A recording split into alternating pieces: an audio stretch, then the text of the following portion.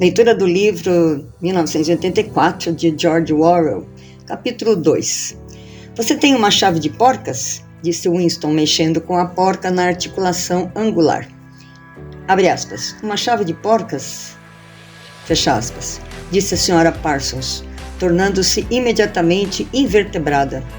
Abre aspas. Não sei. Tenho certeza. Talvez as crianças... Fecha aspas. Houve um pisoteio de botas e outra explosão no pente enquanto as crianças irromperam da sala de estar. A senhora Parsons trouxe a chave. Winston soltou a água e removeu com repugnância o coágulo de cabelo humano que havia bloqueado o cano. Ele limpou seus dedos o melhor que pôde na água fria da torneira e voltou para a outra sala. Abre aspas. Mãos ao alto! Fecha aspas. Gritou uma voz selvagem.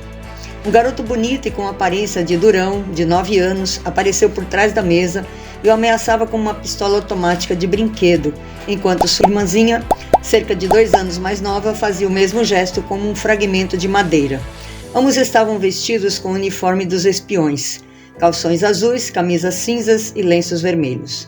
Winston levantou as mãos acima da cabeça, mas com uma sensação inquieta, dada a perversidade do comportamento do rapaz, de que isto não se tratava de um jogo. Abre aspas. Você é um traidor, fecha aspas, gritou o garoto. Abre aspas. Você é um criminoso do pensamento, você é um espião eurasiático. Vou atirar em você, vou vaporizar você, vou mandar você para as minas de sal, fecha aspas. De repente, ambos estavam pulando em volta dele, gritando traidor e criminoso do pensamento, entre aspas. A menina imitando seu irmão em cada movimento. Foi um pouco assustador, como os saltos dos filhotes de tigre que logo vão se transformar em caçadores de homens. Havia uma espécie de ferocidade calculista no olho do menino, um desejo bastante evidente de bater ou chutar Winston e uma consciência de que quase ser grande o suficiente para fazê-lo. Era uma coisa boa que ele não estivesse segurando uma pistola de verdade, pensou Winston. Os olhos da senhora Parsons foram nervosamente de Winston para as crianças e de volta novamente. Na luz mais clara da sala de estar, ele notou com interesse que realmente havia poeira nas dobras do rosto dela. Abre aspas. Eles estão tão barulhentos, disse ela. Estão desapontados porque não poderão ir ver a execução. Essa que é a verdade. Estou muito ocupada para levá-los e Tom não vai voltar do trabalho a tempo. Fecha aspas. Abre aspas. Por que não podemos ir ver a execução? Fecha aspas. Rugia o garoto com toda a sua voz. Abre aspas. Quer ver a execução? Quer ver a execução? Fecha aspas. Cantou a garotinha, ainda dando voltas pela sala. Alguns prisioneiros eurasiáticos culpados de crimes de guerra deveriam ser enforcados no parque naquela noite. Winston se lembrou.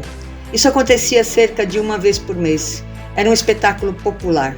As crianças sempre imploravam para ir. Ele se despediu da senhora Parsons e foi para a porta.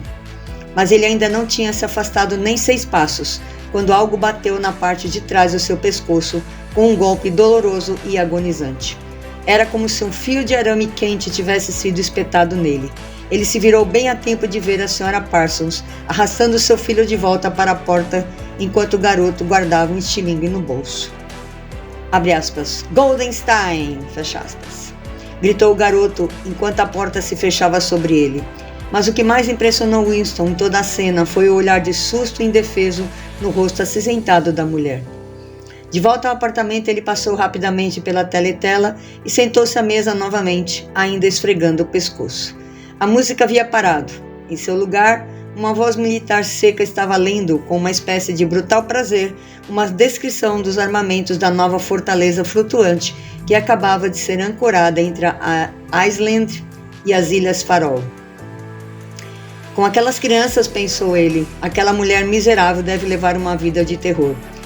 Mais 1 ou 2 anos eles estariam observando a noite e dia em busca de sinais não ortodoxos. Quase todas as crianças de hoje em dia eram terríveis. O pior de tudo era que, por meio de organizações como os espiões, eles eram sistematicamente transformados em pequenos selvagens ingovernáveis, e nem mesmo isso produzia neles alguma tendência a se rebelar contra a disciplina do partido. Pelo contrário, eles adoravam o partido e tudo que estava ligado a ele. As canções, as procissões, as bandeiras, as caminhadas, Os exércitos com armas de mentirinha, a repetição dos slogans em gritos, o culto ao grande irmão, tudo isso era uma espécie de jogo glorioso para eles. Toda a ferocidade deles era voltada para fora, contra os inimigos do Estado, contra os estrangeiros, traidores, sabotadores, criminosos do pensamento. Era quase normal que as pessoas com mais de 30 anos tivessem medo de seus próprios filhos. E com razão, já que não passava uma semana sem que o jornal The Times publicasse um parágrafo descrevendo como um bisbilhoteiro. A frase que normalmente se usava era, abre aspas, herói mirim, fecha aspas. Tinha ouvido alguma observação comprometedora e denunciado seus pais à polícia do pensamento. A picada da bala do estilingue estava passando. Ele pegou sua caneta dividido, perguntando-se se ainda teria mais alguma coisa para escrever no diário. De repente, ele começou a pensar em O'Brien de novo. Anos atrás, há quanto tempo?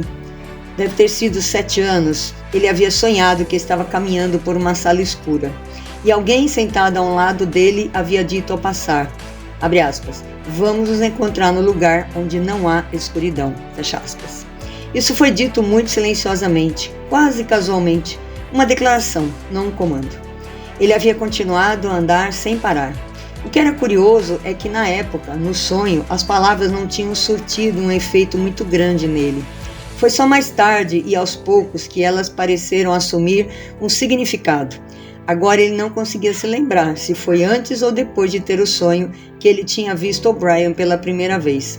Nem se lembrava quando tinha identificado a voz como sendo de O'Brien pela primeira vez. Mas de qualquer forma, a identificação existia. Era O'Brien que tinha falado com ele de fora da escuridão. Winston nunca tinha conseguido ter certeza mesmo depois do flash dos olhos desta manhã. Ainda era impossível ter certeza se O'Brien era um amigo ou um inimigo. Isso tampouco parecia ter importância. Havia um elo de entendimento entre eles, mais importante do que o afeto ou o partidarismo. Abre aspas, vamos nos encontrar no lugar onde não há escuridão, fecha aspas. Ele dissera. Winston não sabia o que isso significava, apenas que de uma forma ou de outra se tornaria realidade. A voz da teletela silenciou. Uma trombeta clara e bela pairou pelo ar estagnado. A voz continuava estridente. Abre aspas, atenção! Sua atenção, por favor. Uma notícia de última hora chegou do fronte de Malabar. Nossas forças no sul da Índia conquistaram uma vitória gloriosa. Estou autorizado a dizer que a ação que estamos relatando agora pode muito bem trazer a guerra a uma distância mensurável de seu fim. Aqui está a notícia, fecha aspas. Más notícias logo, pensou Winston. E, como era de se esperar, depois de uma descrição sangrenta da aniquilação de um exército asiático, com um número estupendo de mortos e prisioneiros, veio o anúncio de que, a partir da próxima semana, a ração de chocolate seria reduzida de 30 para 20 gramas. Winston arrotou novamente. O efeito do gin estava passando, deixando uma clara sensação de vazio. A teletela, talvez para celebrar a vitória, talvez para afogar a memória do chocolate perdido, entrou com, abre aspas, Oceania, glória a ti, fecha aspas. Supostamente deveria se levantar em respeito, no entanto, em sua posição atual, ele era invisível. Abre aspas, Oceania, glória a ti, fecha aspas. Deu lugar a músicas mais leves. Winston caminhou até a janela, mantendo as costas para a teletela. O dia estava frio e claro. Em algum lugar distante, uma bomba explodiu com um rugido tedioso e reverberante. Cerca de 20 ou 30 delas caíam sobre Londres por semana no momento. Na rua, o vento bateu o cartaz rasgado de um lado para outro e a palavra Sosing apareceu e desapareceu. Sosing. Os princípios sagrados da Sosing. Nova língua, duplo pensar, a mutabilidade do passado. Ele se sentiu como se estivesse vagando nas florestas do fundo do mar, perdido em um mundo monstruoso, onde ele próprio era o monstro. Ele estava sozinho, o passado estava morto, o futuro era inimaginável. Que certeza ele poderia ter de que uma única criatura viva nesse momento estava do seu lado? E como poderia saber se o domínio do partido não perduraria para sempre? Como resposta, os 3 slogans sobre a fachada branca do Ministério da Verdade voltaram para ele. Guerra é paz, liberdade é escuridão, ignorância é força. Continua no próximo áudio.